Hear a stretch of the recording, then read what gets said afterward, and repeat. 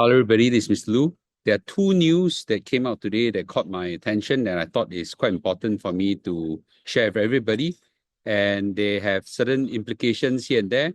And that's why you should always hit subscribe. And tomorrow, actually, I have a very interesting news that I'm going to release is my analysis on how I compare the CPF and the EPF system. I found out that the EPF can make the account holders own RM$11 million by 65 years old. No kidding you. So that will come out tomorrow. So remember, hit subscribe as I release the analysis. And for those people subscribe, I'll give you the Excel as well to help you take a look at that. Okay. So anyway, today's news came out, and UK and France and EU selected members of EU has agreed that they were prepared to put boots on the ground to support Ukraine. Essentially, they want to make Ukraine into a porcupine with steel spikes. And that will make it very difficult for anyone to bite it. This is a huge development because Europe is now stepping out to defend itself against the aggression of Russia. And at the forefront of it is, of course, Ukraine. And I think this is important because, President Zelensky basically get ditched by President Trump and, in fact, get insulted and shamed and humiliated. So you can see that the rest of Europe, including Canada, all these are standing behind Ukraine. And I think that's a great news. On this note, they also highlighted that, but this kind of a porcupine shield with iron spikes or steel spikes is only in a setting if US were to step in and provide them some kind of a security guarantee. And I seriously doubt whether Trump is going to give a hoot about them. So I don't know whether this will happen, but if it does happen, I think that will be good because they bring some stability to the Russian-Ukraine war front. On this note, I also want to highlight to everybody something I found that's quite interesting. Actually, everything is caused by US. Okay, everything is caused by US, and US is the culprit. Of course, across many different precedents, but US really is the culprit of all things.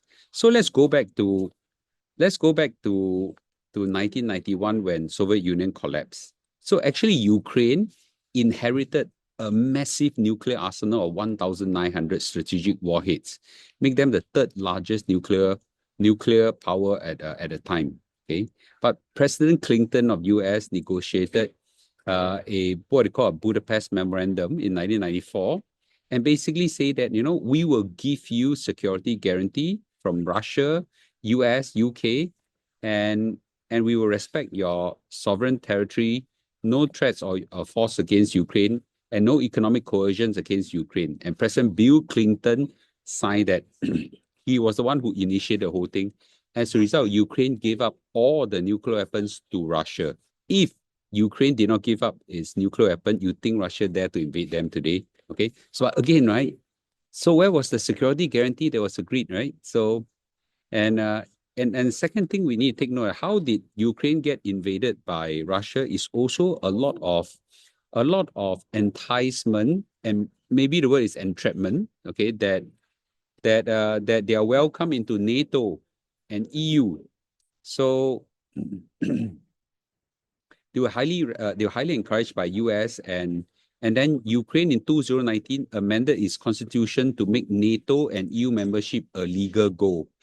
Russia then got irritated and threatened them, and as a result, Ukraine even stepped up the membership a bit for NATO, and in the end, Russia invaded Ukraine. So the question is, who caused all these things, right? So the dismantling of Ukraine's nuclear protection started from US. The cause of Ukraine being agitated by Russia is also caused by US and NATO. And of course, in now 2025, US has dumped Ukraine and shamed its president, ditched them. I think, and now, of course, basically, Ukraine is now on its own, literally begging for protection from the whole world. And right now, President Zelensky has also agreed that, yes, I'm prepared to sign the mineral agreement. And I think he has no choice. But it's actually in poor taste, right? yeah, in poor taste. So I actually saw all this history and I said, basically don't trust anybody, right? Don't trust anybody. I'm not too sure you can trust yourself, and don't fall into a trap of believing that anyone's words can be trusted in the world in the world that is within a country. At least there's legal framework that we uphold, but when it's cross border, international laws bopake, right? It doesn't hold water. Yeah. So I think that this discovery of the Budapest Memorandum and now is just being forgotten and ignored. Shame on US and shame on US and shame on all the presidents. Anyway, this is my thought. I don't know what do you think.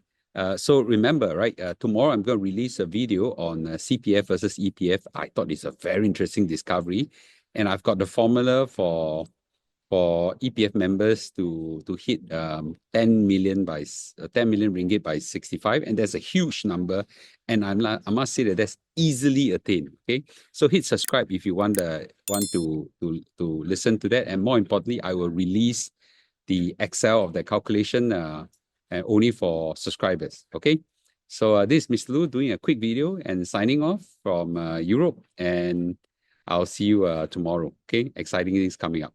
Thank you and goodbye.